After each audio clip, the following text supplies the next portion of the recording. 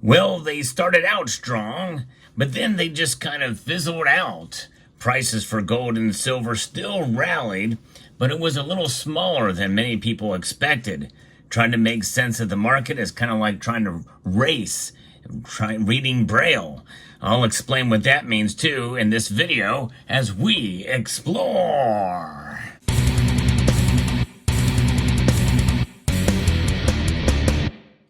You probably have never heard of that comparison, trying to race while reading Braille.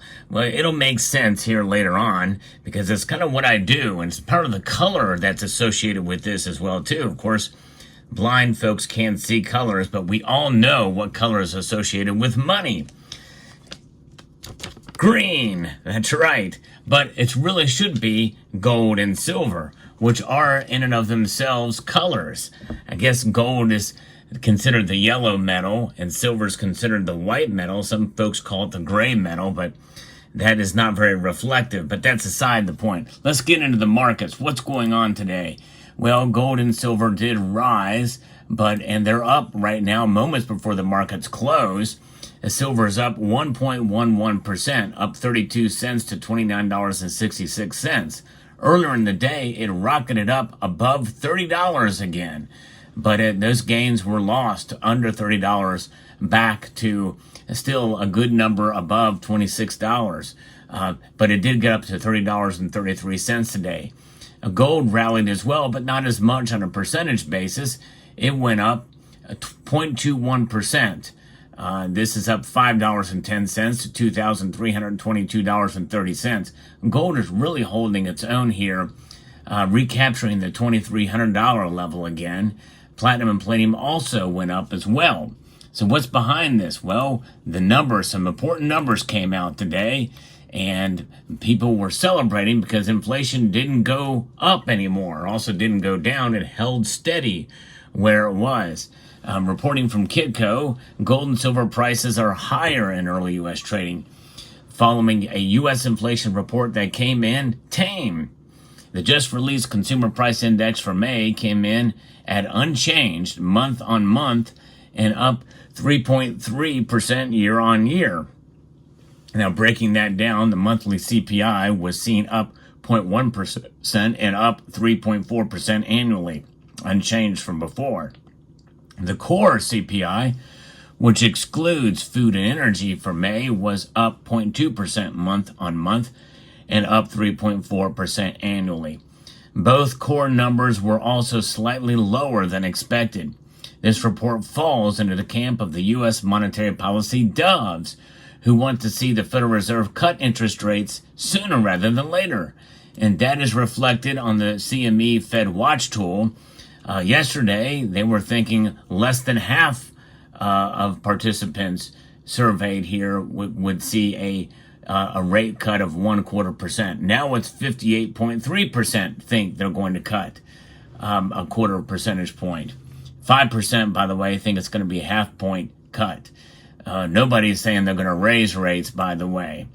And the U.S. dollar index sold off sharply. U.S. Treasury yields fell, and the U.S. stock indexes rallied after the CPI report, which suggests better consumer attitudes and better demand for goods and services, including the metals.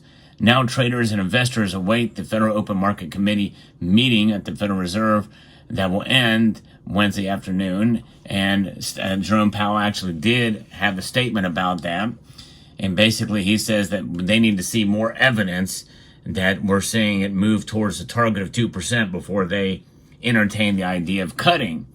But again, more than half now believe they're going to cut in September.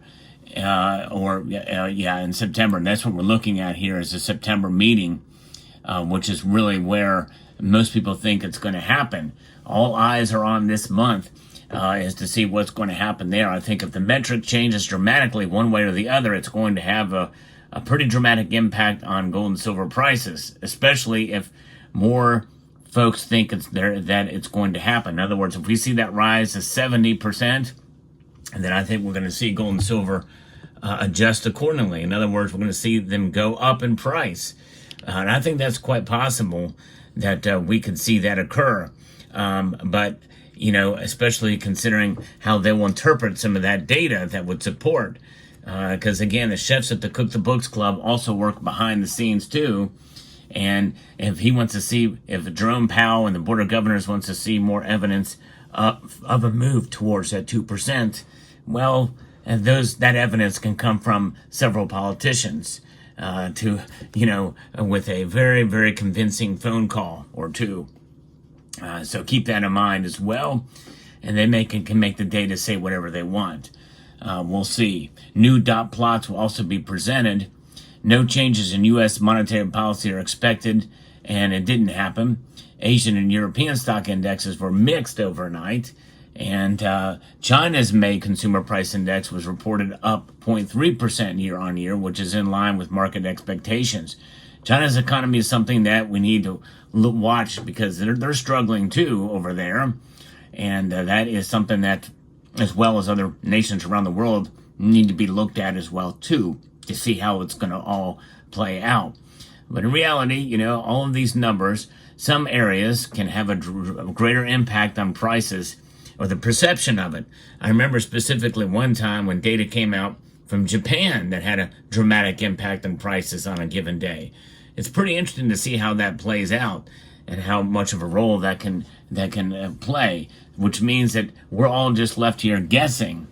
Other economic data due for release next week includes the weekly MBA mortgage application survey, real earnings, the monthly Treasury budget statement, and the weekly DOE liquid energy stock report. So a lot of different things can affect what the market is going to do in general, what the Federal Reserve is going to do, and the gold and silver prices will react accordingly. It really is based off of it's based off of what the dollar strength is and the perception of the dollar strength, because that's where gold and silver is priced. Other currencies, in the currencies around the world, gold and silver are really much higher than they are compared to the green, that color back again. And so we see here that the dollars is still losing 3.4% year over year. And that's out of the realm of what many people would like to see, because 2% would definitely be more acceptable according to the Federal Reserve, but really it should not be acceptable to any American that the dollar is losing on target 2% year over year, because it's all essentially a hidden tax, no matter how you look at it. Now, there are some technicals I'm going to give you here. The bull's next upside price objective is to produce a close above solid resistance at last week's high of about $2,406.70. The bear's near-term downside price objective is pushing futures prices below solid technical support at the May low of $2,308. And we did see it fall below that for a while, by the way. First resistance is seen at $23.50 for gold, and then at $23.75. First support is seen at the overnight low at $23.27, and then at Tuesday's low of $23.14. For silver, we see that there's a solid technical resistance above the May high of $32.75. That if we get past that, that would be something. But I don't think we're going to see it anytime soon. The next downside price objective for the bears is closing prices below solid support of 28. That's the solid support that I'm looking at now as to where we are with silver. And in fact, in reality, yes, we can celebrate prices above $30 if it holds, but it doesn't look like we're seeing that now. It's gone right back down below that again, so 28 is it. Still, that's pretty good considering silver's performance over the past couple of years. If we can hang on to that $28. First resistance is seen at $30.15 and $30.50. Next support is seen at this week's low of $29.13 and then at $28.50. So there's where that is. But really, it's all a guessing game. I do like to talk about and see what others are saying of where the price of gold and silver are going to go. I talk about where I think it's going to go. Sometimes I adjust accordingly. When I make predictions, I stick with my prediction so that I can say that I'm right or wrong, and you can say that I've been right or wrong. But it's all sort of a crapshoot in a sense, right? And that leads us to, what does it mean whenever we buy gold and silver? Well, we hold on to it. And regardless of what the price is, I think it's a good idea for most of it, unless an opportunity arises Otherwise, we're just kind of guessing. It's like racing while reading Braille. And so that leads me to this. Yeah, we're going to do an unboxing. That's right, on the channel. The things I do for this channel. That's right. We're going to do another Hot Wheels unboxings. I don't know if you've ever seen this. These are Braille. These are cars that are made for the visually impaired, not impaled. We don't want to impale anyone. And you can read there, if you know Braille, rub your finger across that, go ahead and see what it's like. And this is Hot Wheels, the Braille Racer. That's right. So we're going to unbox this thing. That's pretty cool. And it has Braille on the actual car itself. Already it has an imperfection on it in the paint. I might call JM Bullion and see if they can replace it with another one. That would not grade a 70. That might get a 68 with that cut on it. But there you go. The Braille Racer. Right there it is. So there you go. There you have it. Precious metals and Hot Wheels.